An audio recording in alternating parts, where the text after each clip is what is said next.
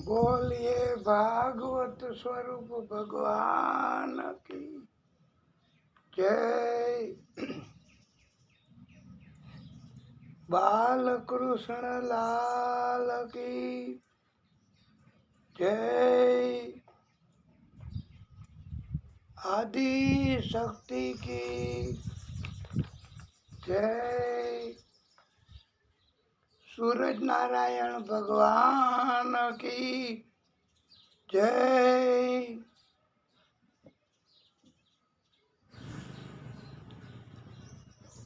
ओम श्री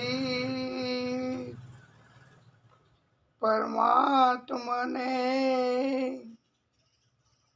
नमः। ओम श्री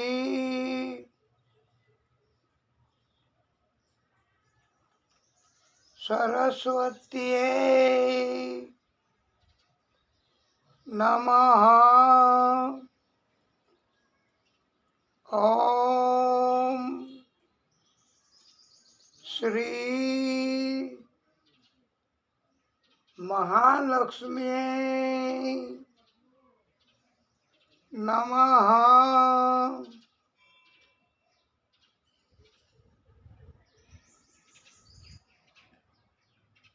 ओम श्री पुराण पुरुषोत्तमाय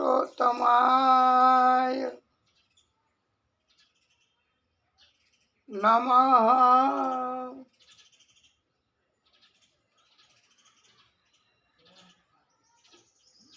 ओम नमो भगवते वासुदेवाय।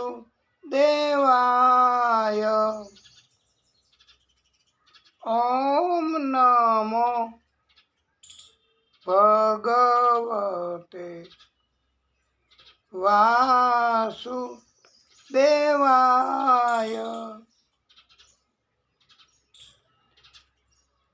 ओम नमो भगवते वासुदेवाय।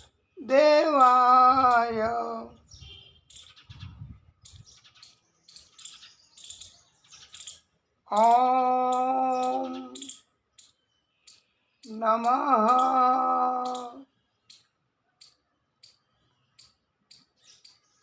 पार्वती पतये हर हर महादेव हर।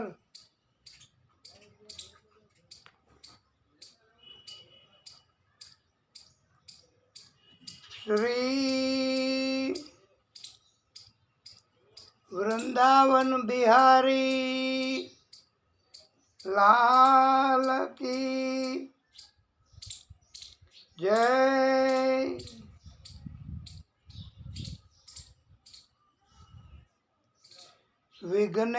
विघ्नेश्वराय वरदाय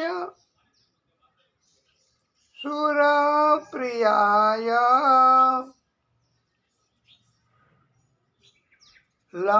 लंबोदराय सकलाय जगत्पिताय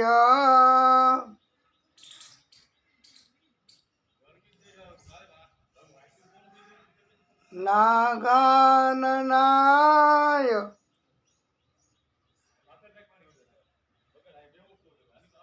श्रुतियज्ञ विभूषिताय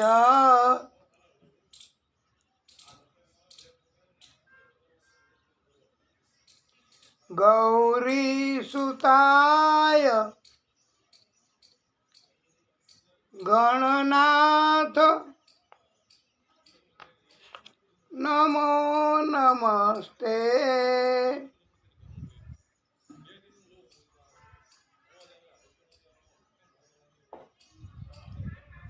કસ્તુરી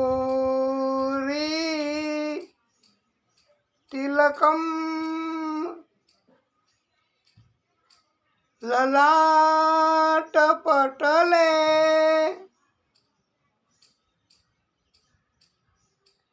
વક્ષ સ્થલે કૌસ્તુભમ નાસાગ્રે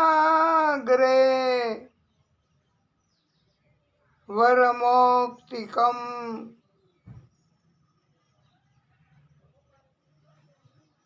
કરતલે વેણુ કરે કંકણમ સર્વાંગે હરિચંદનમ સુલલિતમ કંઠે ચમુક્તાવલી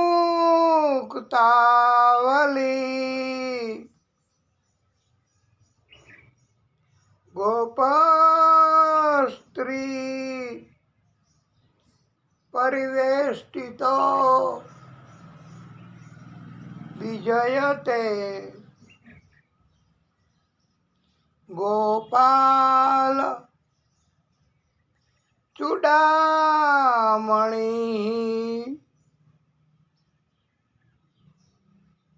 હે પરમાત્મા, હે ભગવાન શ્રી કૃષ્ણ, તમારા મસ્તક ઉપર કસ્તુરી તિલક સુશોભિત છે. તમારા વક્ષસ્થળ પર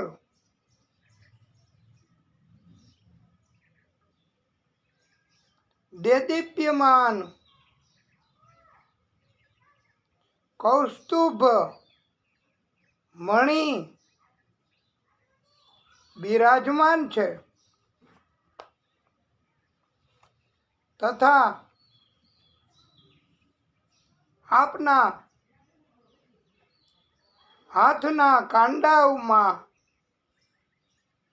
તમે કંકણ ધારણ કરેલા છે.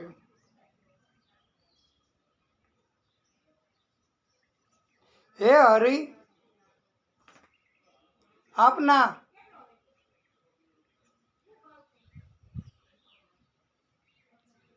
આખા શરીર ઉપર સુગંધિત ચંદન લગાવેલ છે તથા આપના સુંદર કંઠમાં એટલે ગળામાં મોતીનો હાર સુશોભિત છે. હે પ્રભુ, તમે તમારી સેવા કરનારાના મુક્તિદાતા છો. હે ગોપાલ, આપનું બધું જ સુંદર છે. તમારી જય હો, જય હો, જય હો.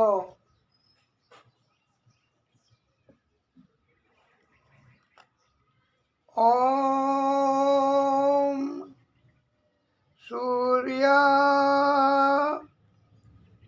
દેવાય નમઃ.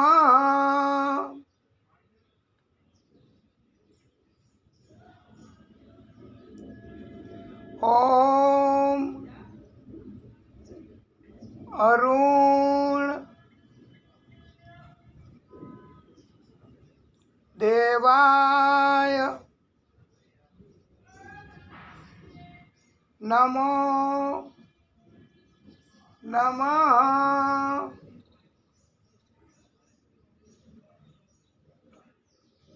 ઓમ આદિ ભૂતાય નમો નમઃ. ઓમ આદિત્યાય નમો નમઃ.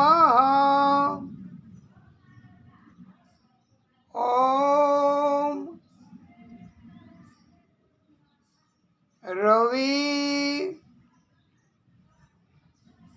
દેવાય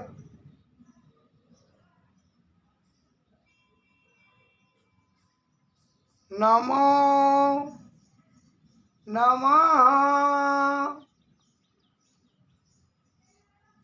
ઓમ ભાસ્કરાય નમો નમઃ.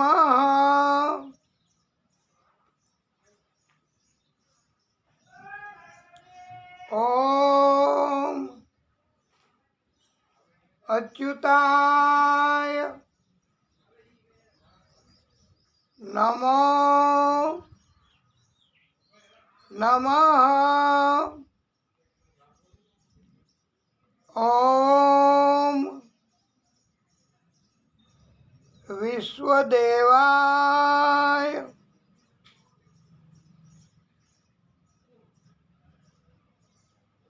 નમો નમઃ.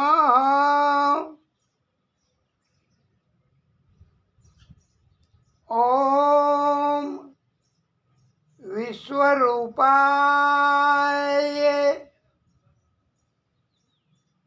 નમો નમઃ.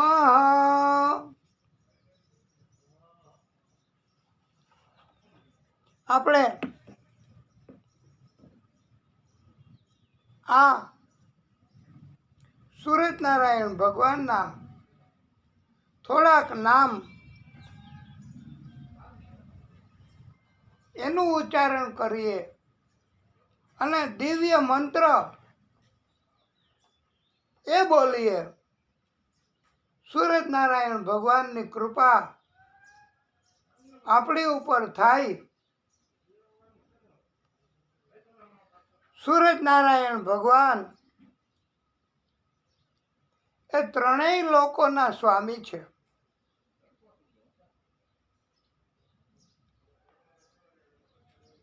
સૂરજનારાયણ ભગવાન આપણું શરીર મજબૂત રાખે,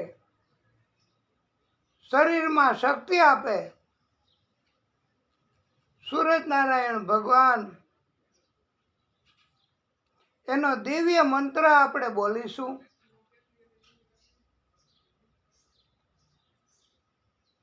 ઓમ જપા કુસુમ સંકાશમ કાશ્યપેયમ મહાદ્યુતિમ તમો રીમ સર્વ પાપઘ્નમ પ્રણતોસ્મિ દિવાકરમ. દિવાકર એ પણ સૂરજનારાયણ ભગવાનનું એક નામ છે સૂરજનારાયણ ભગવાન આકાશ પાતાળ અને પૃથ્વી ત્રણેય લોકના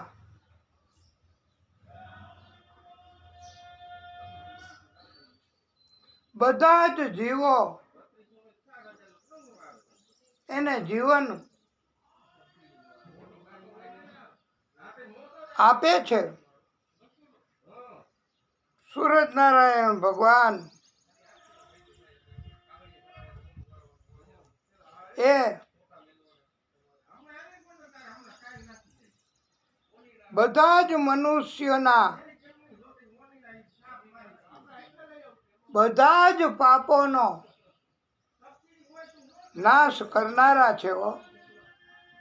આપણાથી પણ જો કોઈ જાણતા અજાણતા એવા પાપ થઈ ગયા હોય તો સૂરજનારાયણ ભગવાન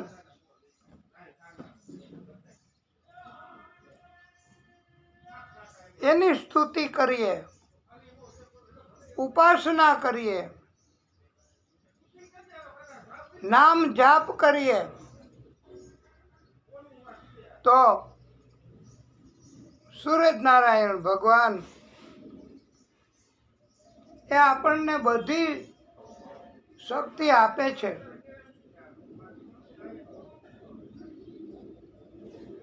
સૂરજનારાયણ ભગવાન બ્રહ્મા સ્વરૂપ પણ છે, વિષ્ણુ સ્વરૂપ પણ છે,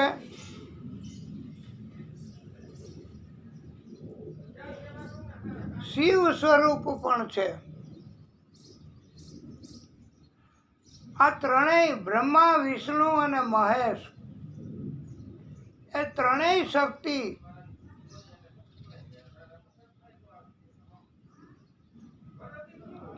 એના સ્વરૂપમાં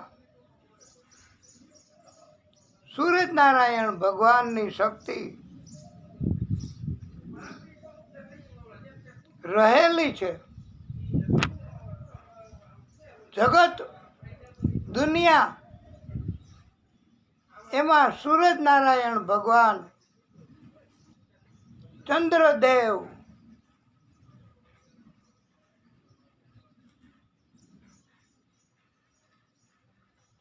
તથા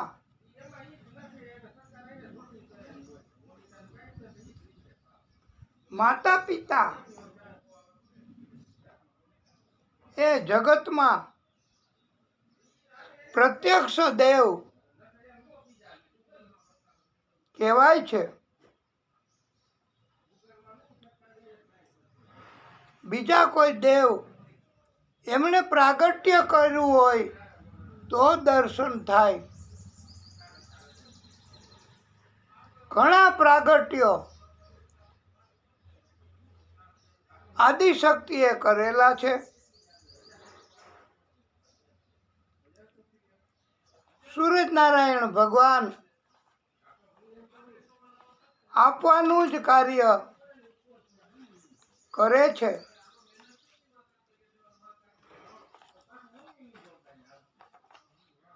આજે આપણે આ મંગલાચરણ નિમિત્તે કોઈને કાંઈ કહેવું હોય, ભજન કીર્તન કરવાની ઈચ્છા હોય તો આ કથા એ આપણા બધાયની કથા છે. કોઈ એક આયોજક એની કથા નથી. આ કથામાં દરેક ભક્ત હોય બસ એટલું જરૂરી. એટલે બધા ભક્તો ભક્તિ કરવા વાળા એ અમને તો ખબર ન હોય કોણ ભક્તિ કરવા વાળા છે, નહીતર તો અમે એમને આમંત્રણ આપીએ, પધરામણી કરો. આ નિત્ય ભાગવત અંતર્ગત ભાગવત કથા અહીંયા અમે કરીએ છીએ. અમને ખબર ન હોય એટલે આમંત્રણ આપીને બોલાવી ન શકીએ, પણ ભક્તિ કરવાની ઈચ્છા થાય એવા ભક્તોએ વગર આમંત્રણે પધરામણી કરવી. પણ વાલા ભક્તો, એક વાત આપને સમજાવવાની કે આ કોઈ એવી કથા નથી કે સ્પેશિયલ કોઈ જજમાન એમણે આયોજન કર્યું હોય અને ખર્ચો પણ કરતા હોય, ભલે શક્તિ મુજબનો. એવી આ કથા નથી. એટલે આ કથાના કોઈ મુખ્ય અધિકારી નથી કે આ કથાના કોઈ મુખ્ય આયોજક નથી. બધાય કથાને વેગ મળે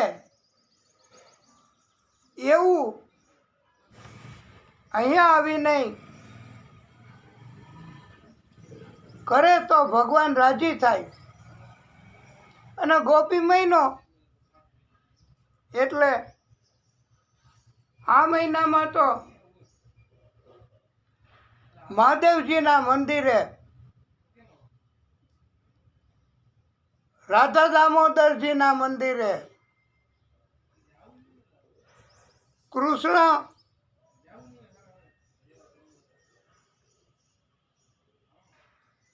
એની ભક્તિ જ્યાં કરતા હોય, હવેલીએ લડ્ડુ ગોપાલજીની ભક્તિ કરતા હોય તો ત્યાં બધા હાજર રહે. અને આ ગોપી મહિનો હોવાથી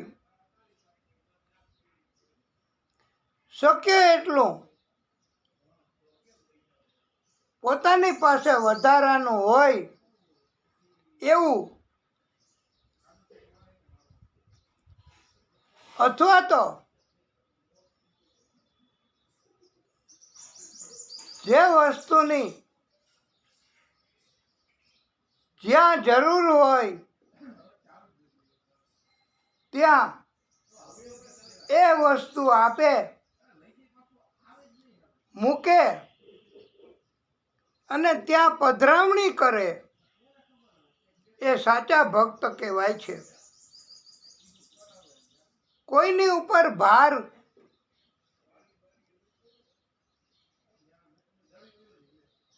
જરાય મૂકવો નહીં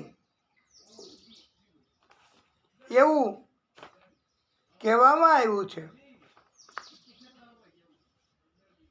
સાધુ સંત કે ગુરુ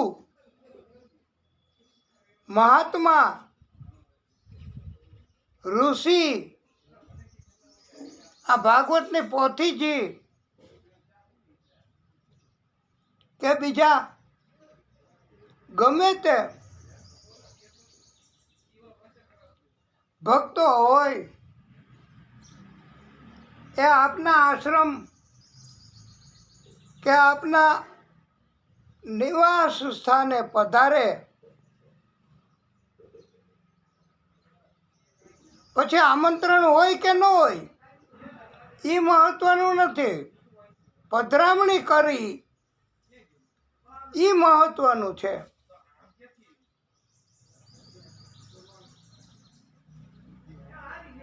આ પધરામણી કરનારા સંતો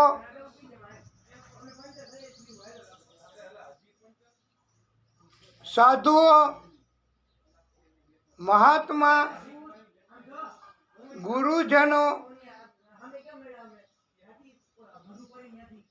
એ બધા જ્યારે જ્યારે અને જ્યાં પધરામણી કરે છે ને ત્યાં અદ્રશ્ય રીતે એવું તપ બળ, એવી ભક્તિ, સ્વરૂપ એવું કાંઈ ચોક્કસ મૂકી જાય છે કે જે આપણને બહુ જરૂરી હોય અને પાછા કોઈ જાતનો ઉપકાર કરતા હોય એવું પણ બતાવે નહીં.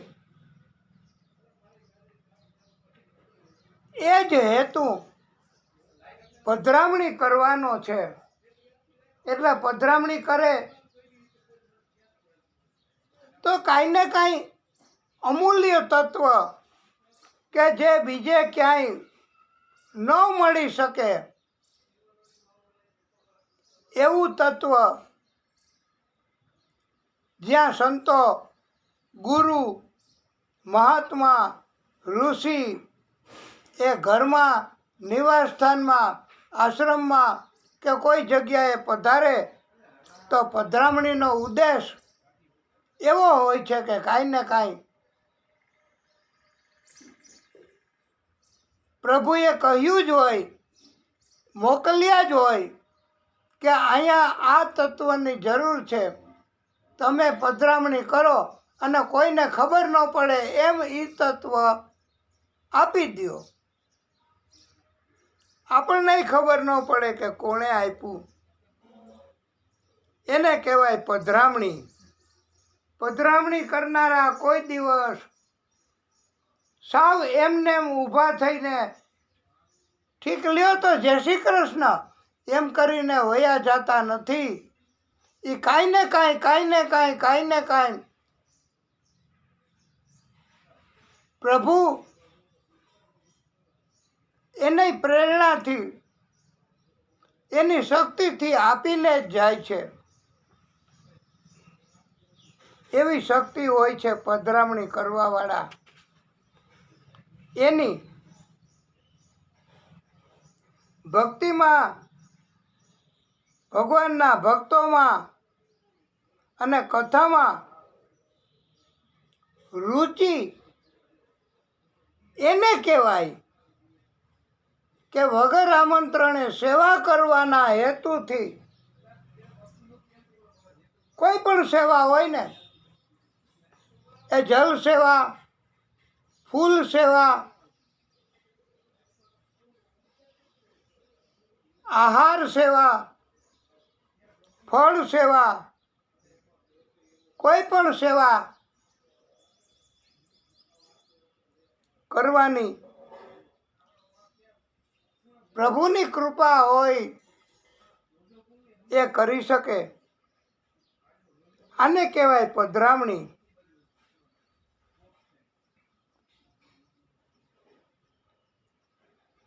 આપણે ભાગવત એમાં પછી કથા કહેવાનું આવશે ત્યારે આપણે વિગતવાર સમજાવશું. પણ અત્યારે એમ કહીએ છીએ કે એવું કથામાં આવે છે કે 360 ગોવાળ ટોળે મળ્યા. આ 360 ગોવાળ હું કામ કીધું? કા પાસાય થઈ નહીં, 600ય નહીં, 400ય નહીં, 360 એટલા માટે પંડિતોએ આંકડો કહ્યો છે કે વર્ષના દિવસો આમ મોટે ભાગે 360 હોય છે. એમાં સૌથી મોટો દિવસ કયો? મોટો દિવસ એટલે આનંદનો દિવસ. ઈ કોણ બનશે? મોટો દિવસ કયો દિવસ બનવાનો? જન્મદિવસ, આનંદનો દિવસ, કોઈ લાભ થાય એનો દિવસ, કોઈ અતિથિ પધારે એનો દિવસ, કોઈના લગ્ન થાય એનો દિવસ. સૌથી મોટો દિવસ કયો કહેવાય? કે જેનાથી સૌથી વધારેમાં વધારે આનંદ આપણને બધાયને થાય એવો મોટો દિવસ એટલે વડો ગોવાળિયો કોણ થશે?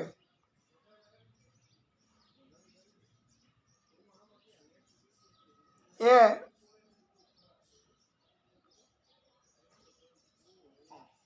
આ કીર્તન અને ભજનમાં કહેવામાં આવ્યું છે. ભગવાન જ્યારે પધરામણી કરે, અનુભૂતિ કરાવે, એ મોટામાં મોટો દિવસ કહેવાય છે. એટલે કયો? આ ભાગવત કથા જેનું આપણે મહત્વ સમજાવીએ છીએ કે ભાગવત કથા જેટલો ટાઈમ પધરામણી કરે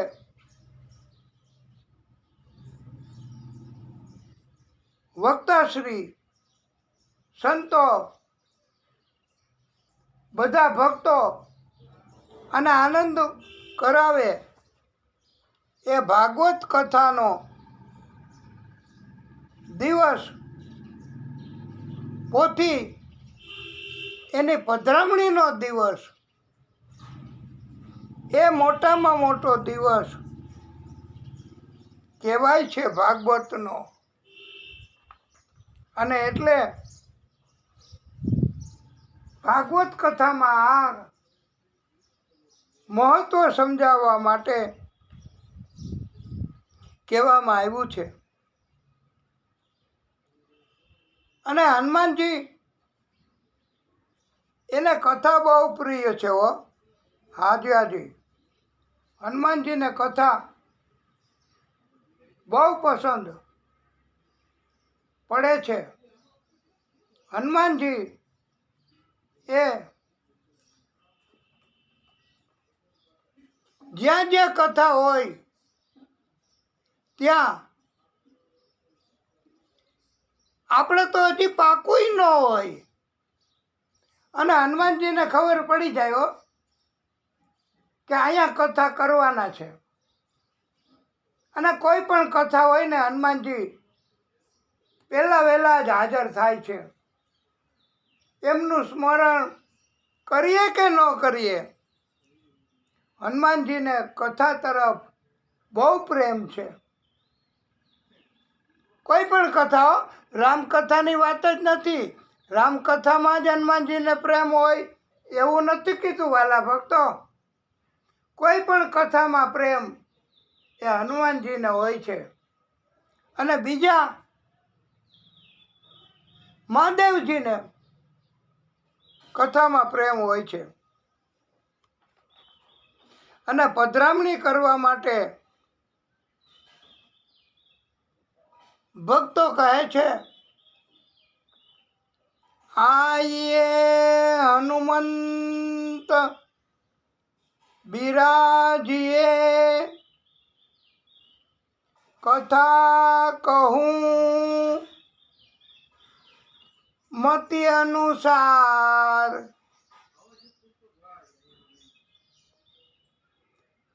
પ્રેમ સહિત ગાદી ધરું પધારીએ પવન કુમાર. એ પધરામણી કરે જ, અને પધરામણી કરે એટલે આપણે જેમ કહ્યું આ નિત્ય ભાગવતની કથામાં મહત્વ સ્વરૂપમાં એવી રીતે પધરામણી કરે એટલે કાંઈ ને કાંઈ આપણે જરૂર હોય, આપણા માટે અમૂલ્ય હોય એવું ચોક્કસ આપીને જ જાય. એ જ મહંત, સંત, સાધુ અને ભગવાનનું સ્વરૂપ કહેવાય છે.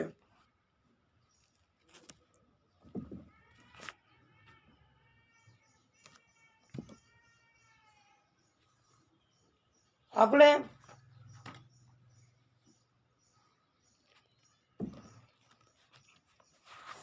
આ નિત્ય ભાગવત અંતર્ગત ભાગવત કથા એનું મહત્વ સમજાવીએ છીએ. એનું મહત્વ વિસ્તારથી થોડુંક એટલે સમજાવવું છે કે આપને એમાંથી અડધું તો યાદ રહે, અને અડધું યાદ રહે તો એ ઘણું કહેવાય. પણ અમે એક કે બે જ કથા કરીએ અને આપને એમાંથી યાદ ન રહે કાંઈ, તો પછી મહત્વ ન સમજાય. એટલે તો આ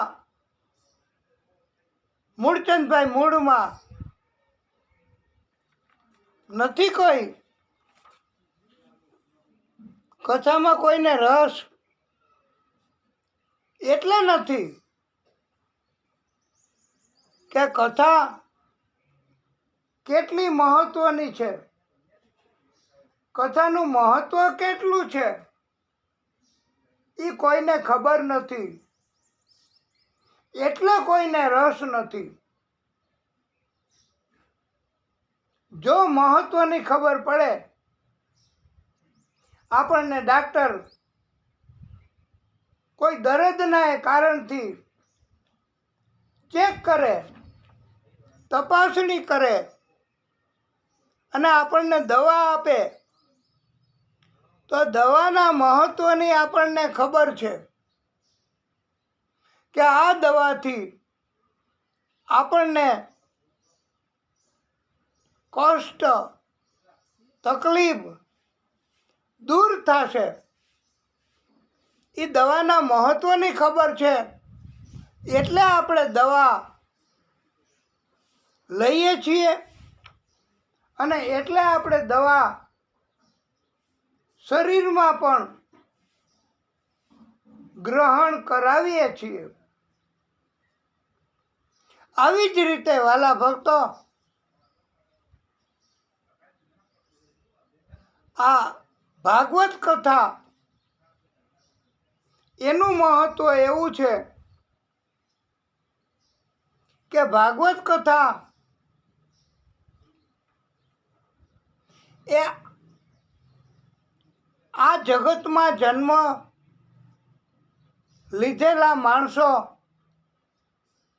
એને તો સુખ આપે, એનું તો કલ્યાણ કરે આ ભાગવતની કથા. પણ જે ગુજરી ગયા હોય, જેનું મૃત્યુ થઈ ગયું હોય, એવા આત્મા જ્યાં પણ હોય ત્યાં આ ભાગવતની કથા કરાવવાથી અને એવા આત્માનો સંકલ્પ કરાવવાથી અને કથા કરાવવાથી, ભાગવતની કથાથી એને પણ આનંદ મળે છે, સુકૂન મળે છે, શાંતિ મળે છે. પછી એનો ગમે ત્યાં જન્મ થઈ ગયો હોય, ગમે એટલા એને કષ્ટ હોય, બધા દૂર થાય છે. મોક્ષ એને કહેવાય, સદગતિ એને કહેવાય કે જીવતા માણસ પોતે પોતાના કુટુંબના કલ્યાણ માટે કથા કરાવે તો કુટુંબનું તો કલ્યાણ થાય જ, પણ ગુજરી ગયેલા માણસો ગમે ત્યારે ગુજરી ગયા હોય એને પણ આનંદ આપનારી, મોક્ષ આપનારી, શાંતિ આપનારી આ ભાગવતની કથા છે. અને જો આ ભાગવતની કથા એનું આયોજન કરવાથી, એના માટે ધન વાપરવાથી એવું ન માની લેવું કે ધન બરબાદ થશે. અરે આપણા કર્મ બરાબર ન હોય વાલા ભક્તો, તો આપણે પરાણે મકાન, મિલકત, સોનું, હીરા, રત્નો એકબીજાને આપી એના બદલામાં ધન લઈ અને આપણે જો આપવું પડતું હોય, ફરજિયાત હોય ત્યારે ડાક્ટર એને આપવું પડે. કોઈ ચોરી કરી જાય, લૂંટી જાય અને લઈ જાય તો આપણે કેમ આપી દેવું પડે? એના બદલામાં ક્યારે પાછું મળે છે એ નક્કી નથી. આપણે કહેવત નથી પડી કે રોજ મસ્જિદમાં જાય, આ ભાગવતનું મહત્વ છે. રોજ મસ્જિદમાં જાય નમાજ પડવા, કોઈએ પોતાના ઉપર ન લેવું. અને આ કોઈ વ્યક્તિગત વાત નથી કરતા કે કોઈ ધર્મ એની વાત નથી કરતા, પણ દુર્ગુણ જેનામાં છે એવા માણસની વાત છે. કે ચાલો આપણે એમ માનીએ કે એક મનુષ્યની વાત કરીએ. એક મનુષ્યને એવી ટેવ કે દરરોજ એક જગ્યાએ જાય, એ ધાર્મિક હેતુથી, એટલે કોઈ ના ન પાડે, પછી કોઈને ખબર ન પડે એવી રીતે એ ત્યાંથી થોડું થોડું થોડું થોડું થોડું થોડું થોડું થોડું થોડું દરરોજ લઈ આવે, ઘરે આવી અને ભેગું કરે. પણ પછી ભગવાન આદિશક્તિ, મૂળ શક્તિ એ તો ન્યાય કરવા બેઠા જ છે. એકવાર જાજુ ભેગું થઈ જાય, આવી રીતે લઈ આવેલું, કોઈને ખબર ન પડે એમ ઘરમાં, તો ચોર ચોરી જાય, કોઈ લૂંટી જાય, અથવા કોકને આપી દેવું પડે. અને એમ કહેવામાં આવે છે કે લક્ષ્મી, ધન, સંપત્તિ એને પગ હોય છે, એ વહી જાય ભાઈ. તમે કહો કે મકાન, એ કેવી રીતે વયા જાય? મકાન, મિલકત એ તો એટેચડ છે, જમીનની સાથે સંકળાયેલી છે, તો એ કેવી રીતે વહી જાય? તો વાલા ભક્તો, ભાગવતકારોએ સમજાવ્યું છે કે ભગવાનની કૃપાથી મેળવેલું ન હોય, ભગવાને રાજી થઈને ભક્તિના ફળ સ્વરૂપે આપ્યું ન હોય અને પોતે પોતાની રીતે નક્કી કરીને લઈ લીધું હોય, એવું તો તમે ઘણાય દાખલા જોયા છે. કળિયુગ છે એટલે કે મકાન પણ ગીરવી મૂકવા પડે, મકાન ઉપર પણ પહેલાં પૈસા ઉપાડતા, ધીરધાર કરતા, અને હવે બેંક એ પણ મકાન ઉપર લોન આપે છે અને પછી ભરવાની શક્તિ ભગવાન આપે તો ભરાય. એ આ ભાગવત ભગવાનની ભક્તિ, ભાગવત ભગવાનની કથા, ભાગવત ભગવાનના વક્તા, એની વાત, ભાગવતના ભક્તો, એની કથા, એ આપણે કોઈ શ્રદ્ધા ન રાખીએ, એમાં રસ ન રાખીએ, એનું મહત્ત્વ ન સમજીએ, તો પછી આપણે બધું એ પગ કરી જાય અને બીજાને આપી દેવું પડે. નથી કહેતા કે ભાઈ તમારે મારું લેણું, મારા પૈસા, મારું ધન એ તમારે મને આપવું જ પડશે. મેં તમને 10 વર્ષ પહેલાં જે આપ્યું હતું એ અત્યારે 10 ગણું થઈ ગયું કહેવાય.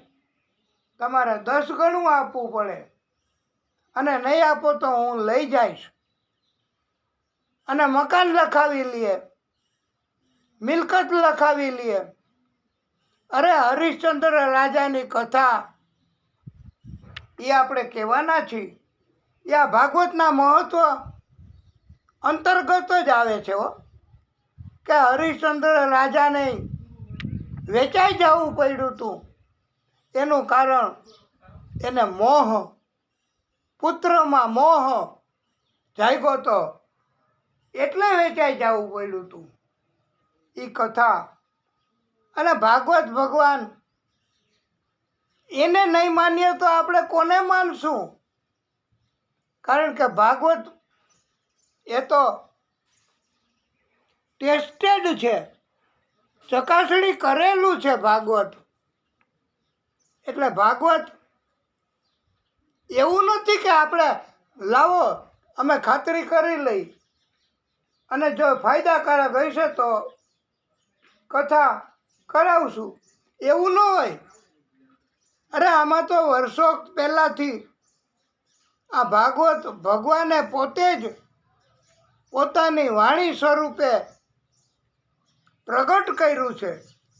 આ ભગવાનનું જ પ્રાગટ્ય છે.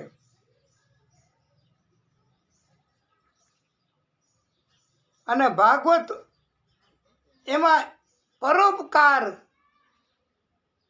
બીજાની ઉપર ઉપકાર કરવો, એવું જ સૂચન કર્યું છે. એને જ ભક્તિ કહેવામાં આવે છે.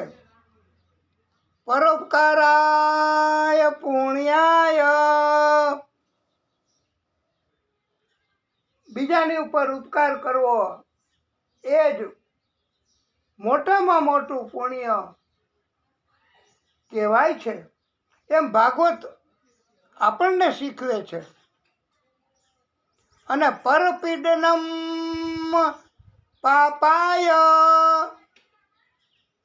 બીજાની ઉપર આપણે ત્રાસ, તકલીફ અને પીડા આપવી એ જ પાપ છે, એવું ભાગવત આપણને શીખવે છે. અને બધાની ઉપર આપણે હંમેશા, ભાગવતકારો આપણને સમજાવે કે બધાએ દરેક મનુષ્યોએ સંતો, સજ્જનો, સત્સંગી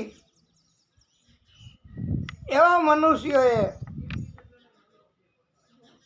ભગવાનને પણ ભાગવત કરાવવી અને ભાગવત સ્વરૂપ ભગવાન એને એવી જ પ્રાર્થના કરવી. આપણે આરતી કરીએ છીએ ને ભાગવત ભગવાનની, પોથીજીની, તો એવી માગણી કરવી, એવું આપણે કહેવું કે સર્વેષાં સ્વસ્તિ ભવતુ, સર્વેષાં શાંતિ ભવતુ, સર્વેષાં પૂર્વં ભવતુ, સર્વેષાં મંગલમ ભવતુ. એટલે બધાનું જ, કોઈ પણ જીવ હોય ને બધાનું કલ્યાણ થાય, શાંતિ મળે, સુખ મળે, આનંદ મળે, એવી જ આપણે પ્રાર્થના ભગવાનને કરવાની છે. અને ભગવાન આપણી ઉપર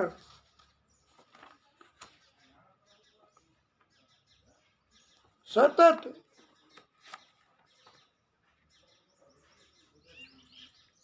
સદૈવ કૃપા કરે છે. અને ભાગવત કથા એના સિદ્ધાંત, એના નિયમો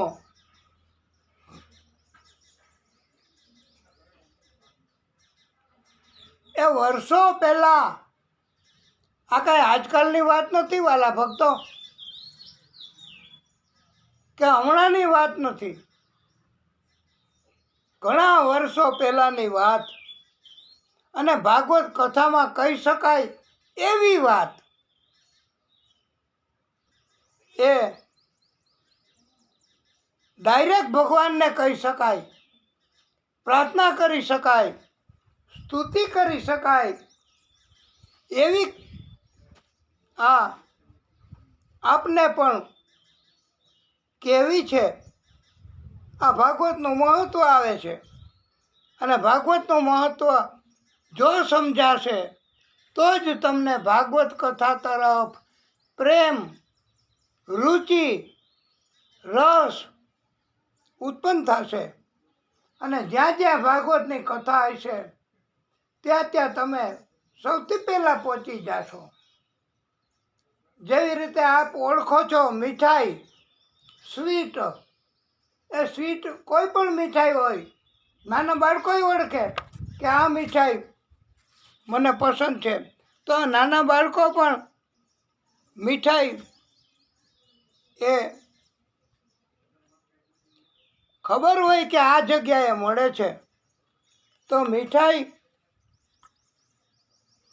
લેવા માટે સૌથી પહેલાં વહેલા બાળકો દોડી જશે. કારણ કે એને મહત્ત્વની ખબર છે કે આ 2 दिन पहले की सूखी रोटी नहीं है, ये तो स्वीट स्वीट है. તો એ સ્વીટ પસંદ એટલે કરે છે બધાય કે ખબર હોય છે. અલબત્ત જેને ડાક્ટરે ના પાડી હોય કે તમારે ડાયાબિટીસ એનું દર્દ છે તો મીઠાઈ ન ખાવી, પણ એ સિવાયના એ મીઠાઈ તરત જ ત્યાં દોડીને લેવા જાય, લઈ લે. અને જન્મદિવસ હોય ત્યારે મીઠાઈ નથી આપતા મિત્રોને, ભક્તોને, કુટુંબને, પરિવારને. અને અત્યારે તો આ સિઝન શેની છે ભાઈ? અત્યારે કેની સિઝન છે? અત્યારે શું બજારમાં ટોપ અગ્રતા ક્રમે વેચાય છે, ભલે થોડું મોંઘું. હા, તમે કહેશો આ નથી નીકળતા વેચવા? તમારો કોઈ અતિથિ કે મહેમાન આવે ત્યારે તમે નથી બજારમાંથી લેવા જતા? શ્રીખંડ નહીં ભાઈ, શ્રીખંડની વાત નથી આવતી. પણ આ તો ભાગવત કથા, એનું મહત્વ સમજાવવા કે હા, આમ કેરી, અત્યારે કેસર કેરી, અત્યારે એવી સરસ મજાની કેરી એ વેચવા પણ નીકળે છે વેપારીઓ, અને આપણે લેવા પણ જાય છીએ. જ્યાં વેપારીઓ હોય તે માર્કેટમાં, જ્યાં આમ કેરી વેચાતી હોય ત્યાં આપણે જાય છીએ. શું કામે? કે આપણને ખબર છે કે આ કેરી બહુ મીઠી હોય, સ્વાદિષ્ટ હોય અને આનંદ થાય. તો આ ભાગવતની કથા એ પણ અરે આમ કરતાંય વધારે મહત્વ ધરાવે છે હો. આ કેરી, આમ, એમાંથી તો ગોટલા, એના છોતરા, એવું બધું નાખી દેવાનું હોય. અલબત્ત ઘણા કોઈ ખાતા હોય, એ વાત જુદી છે, પણ મોટે ભાગે કેરી, આમ એ આપણે ખાઈએ છીએ કારણ કે એના મહત્ત્વની ખબર છે. તો આ ભાગવત કથા એ એટલી મહત્ત્વની છે, એટલી મહત્ત્વની છે, એટલી મહત્ત્વની છે જીવતા જીવ માટે કે ભાગવતની કથામાંથી કાંઈ છોડવાનું નથી. બોલો, નથી એક અધ્યાય છોડવાનો, નથી કોઈ કથા છોડી દેવાની, નથી કોઈ જેનું મૂલ્ય નથી એવું કાંઈ નથી ભાગવતમાં. ભાગવતમાં એક એક અક્ષર એની કિંમત છે, એક એક ભક્તની કથા એની કિંમત છે, એનું મહત્ત્વ છે. એટલે વાલા ભક્તો, એનું મહત્ત્વ ભાગવતની આપણને ખબર પડે તો જ આપણે કરી શકીએ કથા, અને કથા કરાવી શકીએ. મહત્ત્વની ખબર ન હોય તો શું કથા કરાવે? તમે ખબર જ ન હોય કે આને પેંડો કહેવાય, ખબર જ ન હોય કે આને બરફી કહેવાય, આમાં આટલું તત્વ ભળે, એ ખબર જ ન હોય તો તમને શું ખબર પડે? આ મોટી ઉંમરના માણસો કથા સાંભળે છે તો એને ખબર હોય કે ઘણા વર્ષોથી કહેવત નક્કી થઈ હોય કે ખાખરાના ઝાડ ઉપર ફરનારી ખિસકોલી એ આંબાના રસનો સ્વાદ શું જાણે. એટલે જેને ભાગવત કથાની ખબર નથી કે ભાગવત કથા સિવાય જીવનમાં કાંઈ નથી, ભાગવત કથા સિવાય, ભગવાન સિવાય બીજું કાંઈ નથી આ જગતમાં, એવું ભાગવત આપણને શીખવે છે. માટે આ ભાગવતની કથા એનું હજી આપણે કહેવાના છીએ, મહત્ત્વ સમજાવવાના છીએ. અને તમે એમ કહેશો ને કે મહત્ત્વ સમજાઈ ગયું, હવે તો આપણે આ ભાગવતની કથા એને આગળ ગતિ કરાવો એમ તમે કહેશો. પણ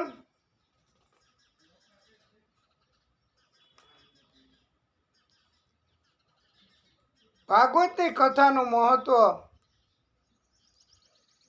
વર્ષો સુધી આપણે કરીએ કહીએ તો પણ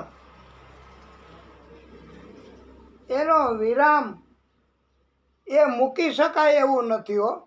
તમે જેટલું અને અમે તમને 100% મહત્ત્વ સમજાવશું.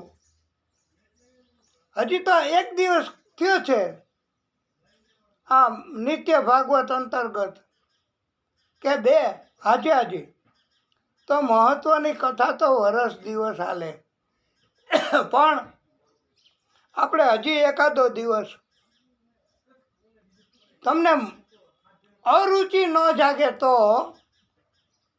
આ કથા સંભળાવી છે.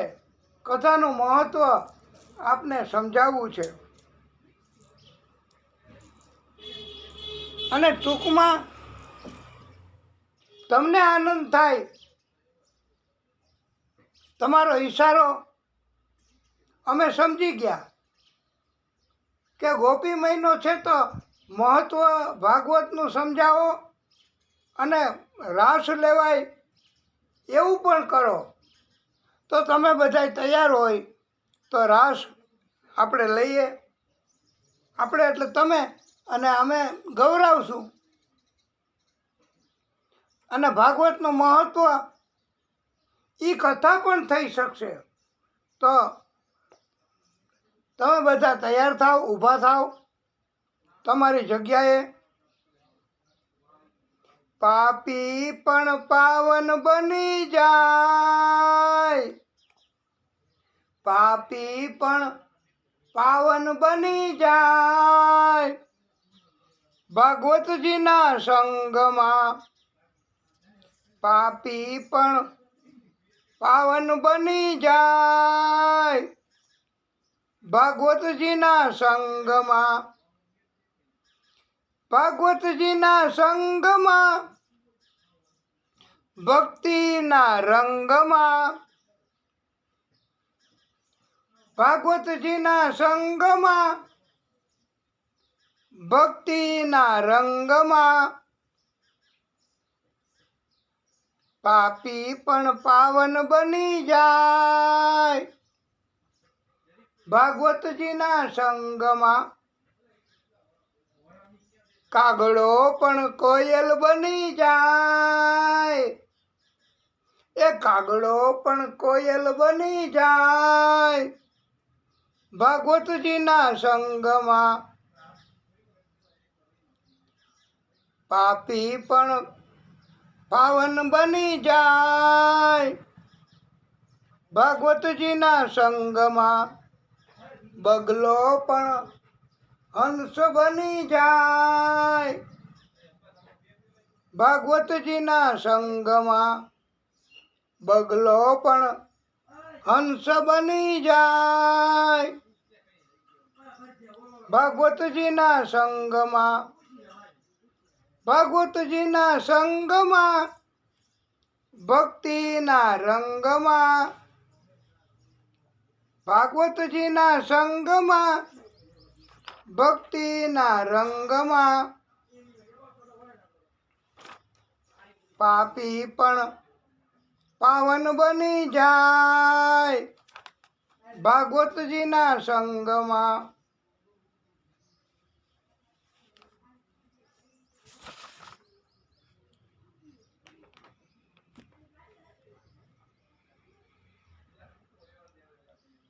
આ ભાગવત એટલે આદિશક્તિ પોતે જ છે. આદિશક્તિ એ પોતે જ એક સ્વરૂપ ધારણ કર્યું છે, સત્ય સ્વરૂપ. એ આદિશક્તિ એ શું ન કરી શકે એના માટેની કોઈ મર્યાદા નથી હો. એ બધું જ કરી શકે ભાઈ. આપણી મર્યાદા હોય, આપણે માણસ છીએ કે મનુષ્ય હોય, અવતાર હોય, ગમે એટલું જ્ઞાન હોય તો એ આપણી મર્યાદા હોય કે એ મને ખબર ન પડે. એ મને ખબર નહીં, પણ ભાગવતની કોઈ મર્યાદા નથી. ભાગવતકારો પંડિતો આપણને સમજાવે છે ભાગવતનું મહત્વ. ભાગવત ભગવાન એટલે કોણ એ સમજાવવામાં સુંદર મજાનો શ્લોક કહેવામાં આવ્યો છે. સચ્ચિદાનંદ રૂપાય વિશ્વોત્પત્તિ આદિ હેતવે તાપત્રય વિનાશાય આદિશક્તિ સ્વરૂપ શ્રી કૃષ્ણાય વયમ નુમઃ. ત્યાં તમે કૃષ્ણને બદલે કોઈ પણ સ્વરૂપ આદિશક્તિનું, માતાજી, ગણેશજી, કોઈ પણ મૂકી શકો અને સત્ય મૂકી શકાય. સત્ય સ્વરૂપે આદિશક્તિ પણ પ્રગટ થયા છે. આદિશક્તિના ઘણા અવતારો છે. આદિશક્તિનું સ્વરૂપ આનંદ, એક સ્વરૂપ છે. આનંદ થાય અંદરથી તો પરમાત્માનું સ્વરૂપ, પરમાત્મા એ જ આનંદ કરાવે. સત એટલે સત્ય, ચિત્ત, ચિત્ત એટલે ચૈતન્ય તત્વ, એ આદિશક્તિના સ્વરૂપ છે. સત, ચિત્ત અને આનંદ એટલે સચ્ચિદાનંદ. આ ત્રણ સ્વરૂપ આદિશક્તિના છે. આ સ્વરૂપ વિશ્વની ઉત્પત્તિ માટે લીધા છે. આદિશક્તિએ ધારણ કર્યા છે. અને રાજી થાય એટલે એની કૃપા થાય તો મનુષ્યના મોટામાં મોટા જિંદગીના 3 પ્રકારના મહાપાપ, મહાતાપ, મહાસંતાપ એને મૂળમાંથી ઉખેડી અને એનો નાશ કરે છે. આ પરમાત્મા આદિશક્તિ એ આપણા જીવનમાં, મનુષ્યના જીવનના મોટામાં મોટા 3 પ્રકારના પાપ, 3 પ્રકારના તાપ, 3 પ્રકારના મહાસંતાપ એને નાશ કરે. એટલું જ નહીં વાલા ભક્તો, એ મૂળમાંથી ઉખેડીને ફેંકી દે. એટલે બીજી વાર એવી તકલીફ, એવા ત્રાસ આવે જ નહીં, થાય જ નહીં. એવું કાર્ય કરે છે. આ કેટલું મહત્વ કહેવાય ભાગવતનું. આદિશક્તિનું ધ્યાન આપણે ધરવાનું. એ 3 તાપ, સંતાપ એટલે આદિવ્યાધિ અને ઉપાધિ. એને આપણે બધાય સમજે એવી ભાષામાં કહ્યું છે.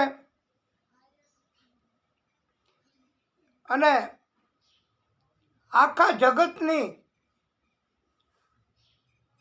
ઉત્પત્તિ કરવા માટે આ આદિશક્તિ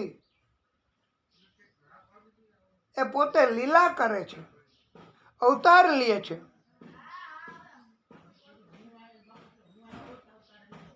વિશ્વની ઉત્પત્તિ કરે એટલે જગતની, એનું પાલન પોષણ કરે અને નાશ પ્રલય પણ કરે. એટલે ઉત્પત્તિ, પાલન પોષણ અને પ્રલય, નાશ કરે. અને આ ત્રણેયમાંથી બચાવે કોણ?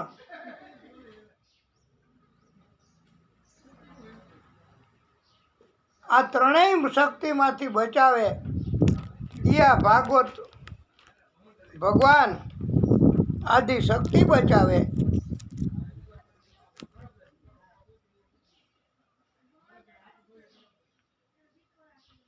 આદિ, વ્યાધિ અને ઉપાધિ. આદિ એટલે ભૌતિક જગત, એના તરફથી દુઃખ આવે એને આદિ કહેવાય. દૈવિક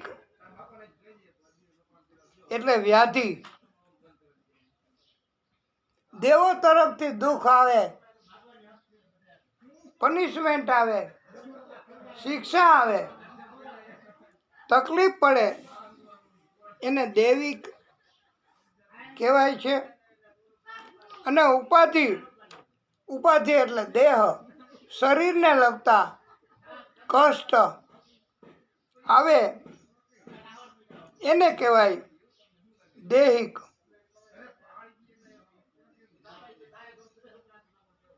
દાખલા તરીકે પુત્ર ન હોય ત્યારે પુત્ર પ્રાપ્તિ કરવાનું જે કષ્ટ હોય કે કેમ મેળવશું પુત્ર, પુત્ર નથી તો શું કરવું પુત્ર પ્રાપ્તિ માટે, અને એ જે તકલીફ હોય એના આધિ પ્રકારની, ભૌતિક પ્રકારની તકલીફ કહેવાય છે.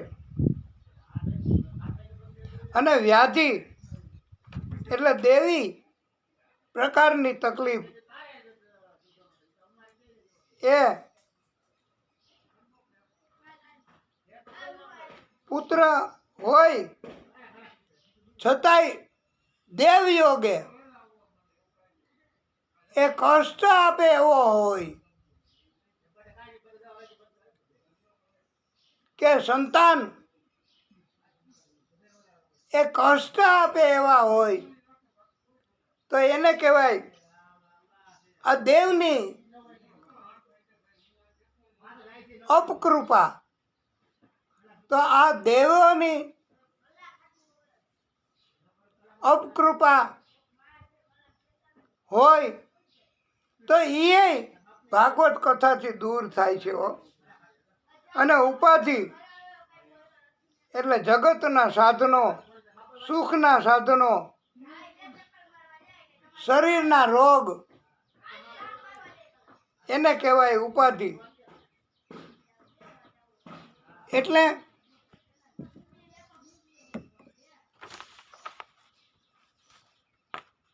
આ આધિ, વ્યાધિ અને ઉપાધિ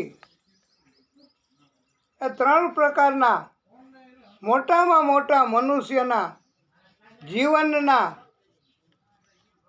પાપ સંતાપ છે એ ભાગવત કથાથી દૂર થાય છે.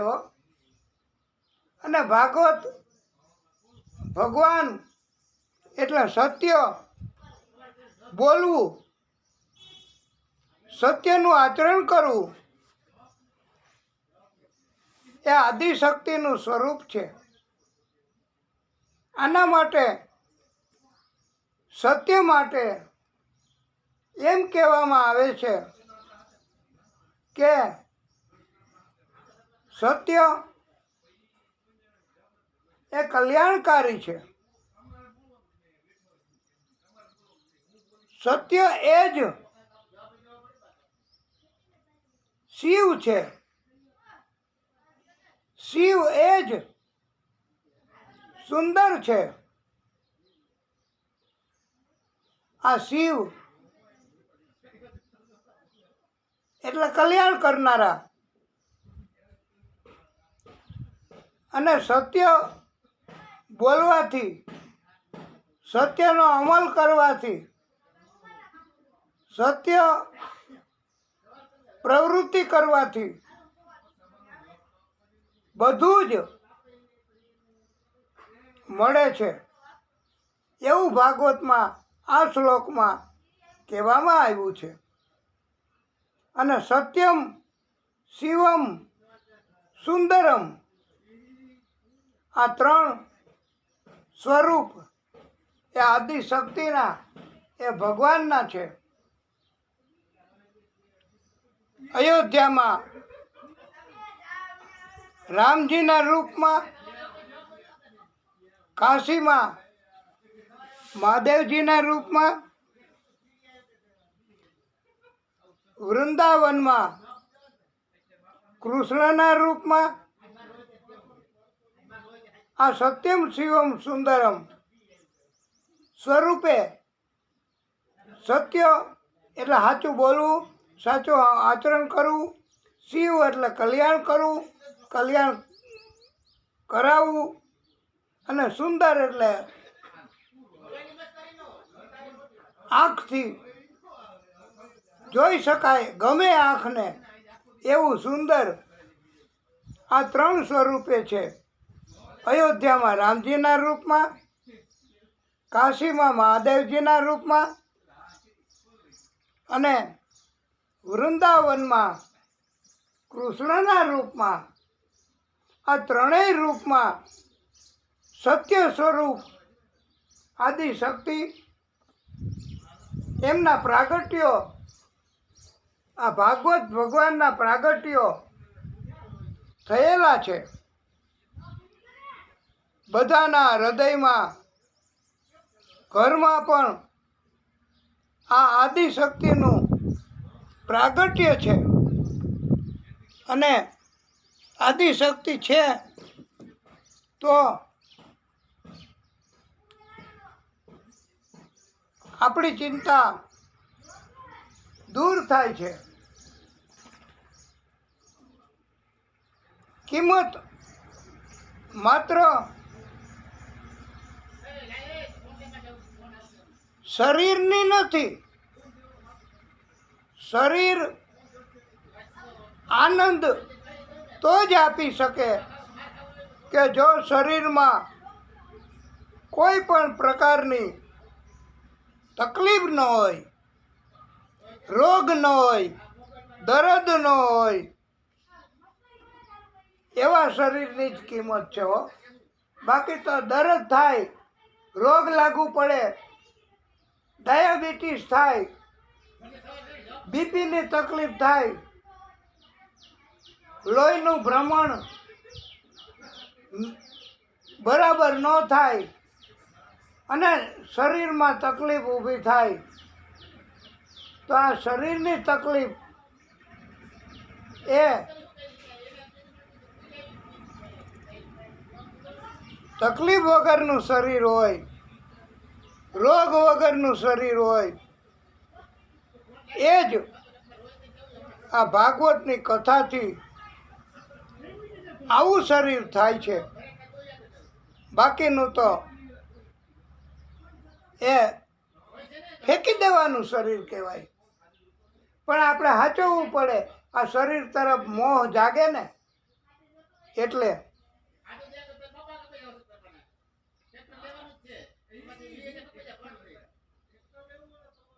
અને શરીર એ હાલે ચાલે, પછી કંઈક સમજાય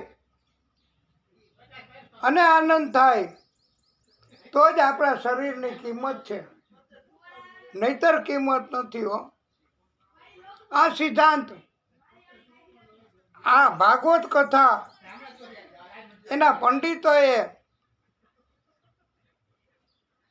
આપણને કહ્યું છે, શીખવાડ્યું છે ભાગવતમાં. રામાવધ મેં કા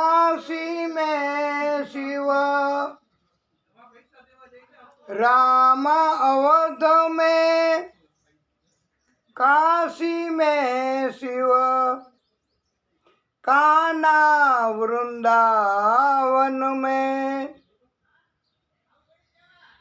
दया करो प्रभु, आ त्रणेय ने दया करो प्रभु, देखूं इनको हर घर के आंगन में। राधा मोहन शरणम, सत्यम शिवम सुंदरम, सत्यम शिवम सुंदरम। ईश्वर सत्य है, सत्य ही शिव है, शिव ही सुंदर है। जागो उठ कर देखो, जीवन ज्योत उजागर है। सत्यम शिवम सुंदरम, सत्यम शिवम सुंदरम, सुंदरम सुंदरम, सत्यम शिवम सुंदरम। आ ભાગવતનો સિદ્ધાંત એ સમજાવવા માટે, ભાગવતનો નિયમ એ સમજાવવા માટે, ભાગવતની કથાનું મહત્વ એ સમજાવવા માટે ઘણા વર્ષો પહેલા ઘણું ધન રોકાણ કર્યું, ઘણું ધન ખર્ચી નાખ્યું, માત્ર ને માત્ર ભાગવતની શ્રદ્ધા, માત્ર ને માત્ર ભાગવતની સમજણ હતી એટલે ધન એ સમજાવી આ રોકાણ કર્યું. અને એને વાલા ભક્તો અનેક ગણો, તમને યાદ હોય તો અનેક ગણું ધન મળ્યું છે.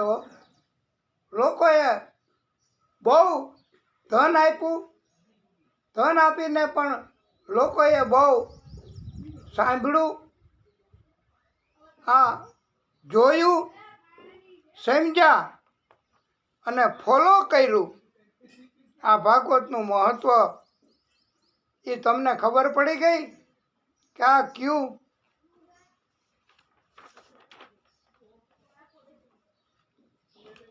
આ ભાગવતનું મહત્વ સમજાયું છે. સત્યમ શિવમ સુંદરમ એ મહાન કલાકારો, મહાવિદ્વાનો એમણે ભેગા થઈ આ સિદ્ધાંત ઉપર, સત્યના સિદ્ધાંત ઉપર આખું પ્રસારણ કર્યું અને પરમાત્માની કૃપા થઈ. એને ઘણું ઘણું મળ્યું અને ત્રણ વસ્તુને જ મહત્વ આપ્યું: સત્ય, શિવ અને સુંદરતા. અને આ ત્રણ જ ભગવાનના સ્વરૂપ છે એમ ભાગવતકારોએ સમજાવ્યું છે અને આ એમના અનુયાયીઓ એમણે પણ સમજાવ્યું છે.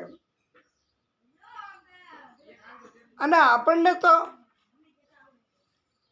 કથાના માધ્યમથી આપણે એવું કહેવું છે વાલા ભક્તો કે ધન્યા ભાગવતી વાર્તા પ્રેત પીડા વિનાશિની સપ્તાહ અપી તથા ધન્ય કૃષ્ણ લોક ફલપ્રદ. આ કૃષ્ણ લોકને બદલે તમે સત્યલોક પણ મૂકી શકો. આ કંઈ કૃષ્ણનું એકનું ભાગવત નથી, આ બધું સત્ય સ્વરૂપ છે. આ ભાગવત કથામાં સમજાવવા માટે દિવ્ય કથા કહેવામાં આવી છે. અને અમે આપને દિવ્ય કથા કહીશું. નિત્ય ભાગવત અંતર્ગત અને ગોપી મહિનામાં તો ભાગવતની કથા સાંભળવી એ બહુ અગત્યની મહત્વની ભક્તિ કહેવામાં આવી છે. અને આનાથી બધા સંકલ્પ, બધી ઈચ્છા એ પૂરી થાય છે. ભાગવત ભગવાન એ પૂરી કરે છે. શ્રી શુક ઉવાચ हे परीक्षित, जिसने की है हरि की भक्ति, जिसने की है हरि की भक्ति, उनको मिली है पापों से मुक्ति. આ ભાગવત કથામાં આવે છે કે जिसने की है हरि की भक्ति, हरि એટલે આદ્ય શક્તિ, આદિ શક્તિ એનું સ્વરૂપ. उनको मिली है पापों से मुक्ति, पापों से मुक्ति पाया करो, पापों से मुक्ति पाया करो, हरि शरण में रहा करो, पापों से मुक्ति पाया करो, हरि शरण में रहा करो.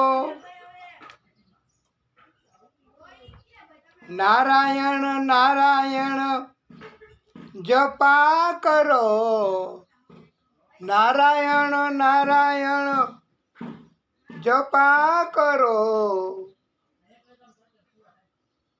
हरि शरण में रहा करो. वाला भक्तो, हरिना शरणમાં જો નહીં રહીએ ને, હરિના શરણમાં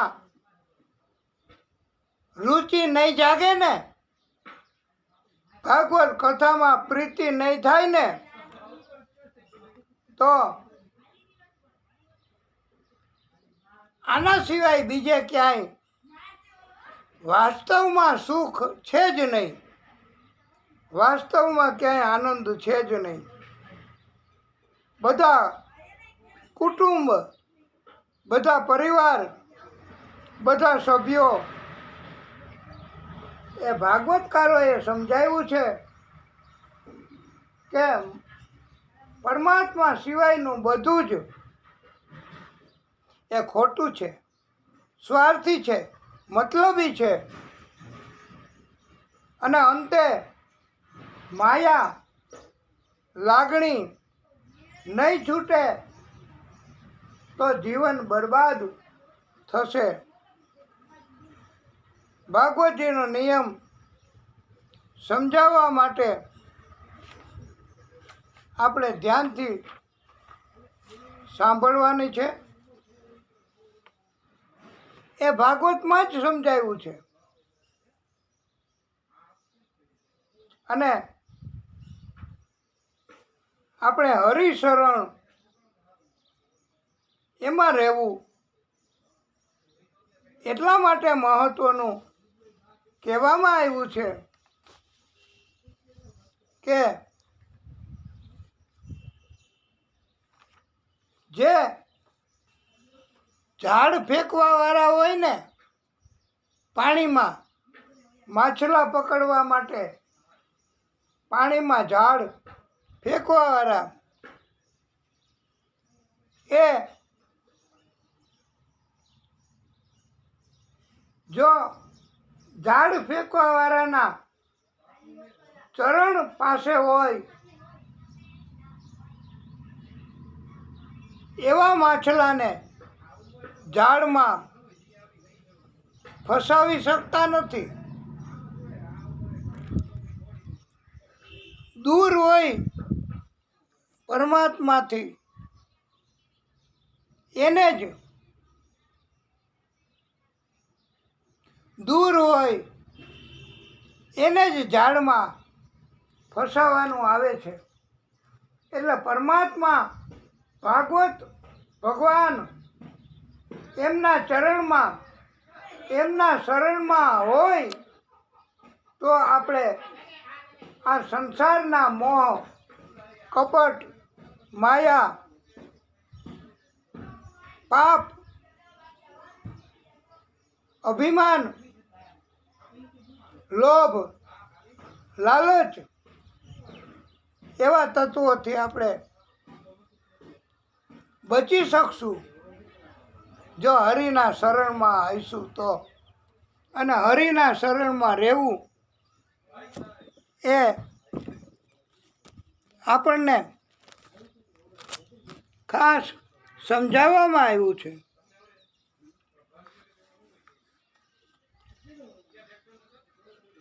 અને વાલા ભક્તો, આપણે સુંદર મજાની કથા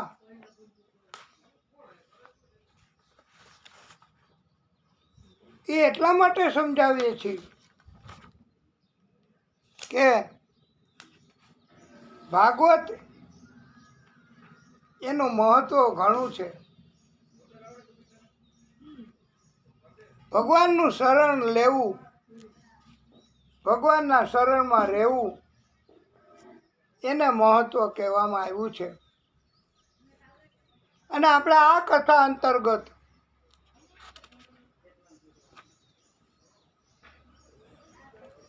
એવી મહત્વની વાત કરવી અને આ હરિશરણ એનું મહત્વ સમજાવવા માટે એવી કથા એવી અસરકારક વાત એના માટે થોડો સમય જોશે. અને અત્યારે આપની ધીરજ આ કથા સાંભળવા માટેની ઘણી સરસ કહેવાય કે આપ હજી ઊંચા નીચા થતા નથી. સમય તો ઘણો વયો ગયો, પણ હવે આપણે આ કથાને અસરકારક રીતે કહેવા માટે આ કથા એને સમજાવવા માટે અહીંયા આ કથાને વિરામ આપીશું.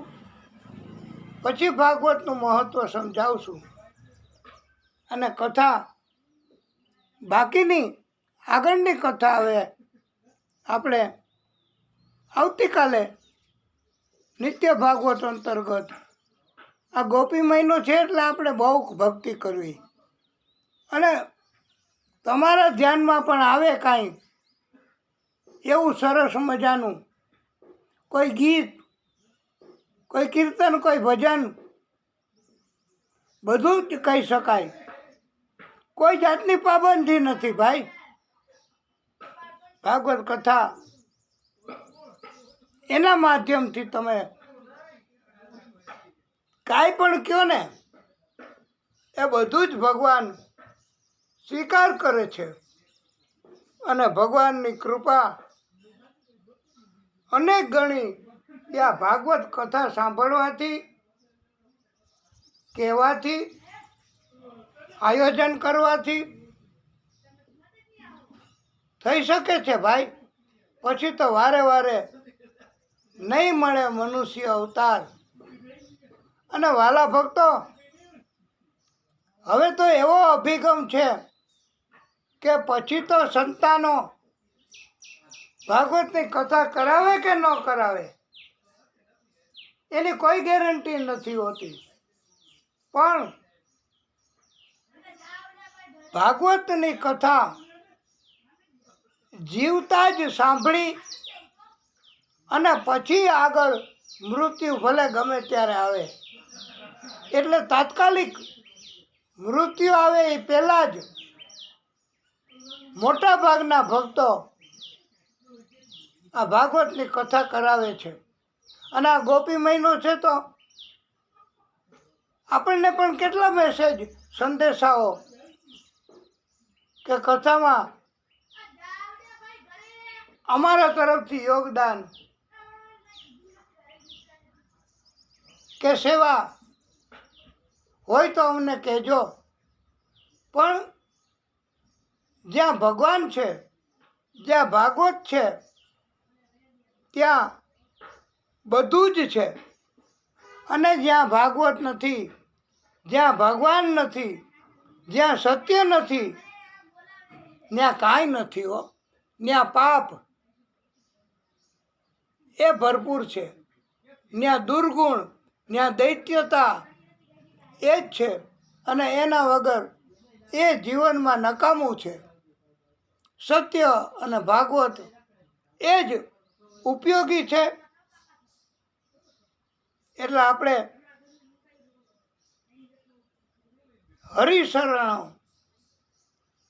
હરિશરણને મહત્વ આપ્યું છે. અને હરિના શરણમાં રહેવાથી એટલે ભાગવત કથા કરવાથી શું પ્રાપ્ત થાય એ આપણે હવે આગળ કથા પછી કરીશું. કથાને અહીંયા વિરામ આપીશું. બોલીએ ભાગવત સ્વરૂપ ભગવાન કી જય. ઓમ નમઃ પાર્વતી પતયે હર હર મહાદેવ હર. કથાને વિરામ.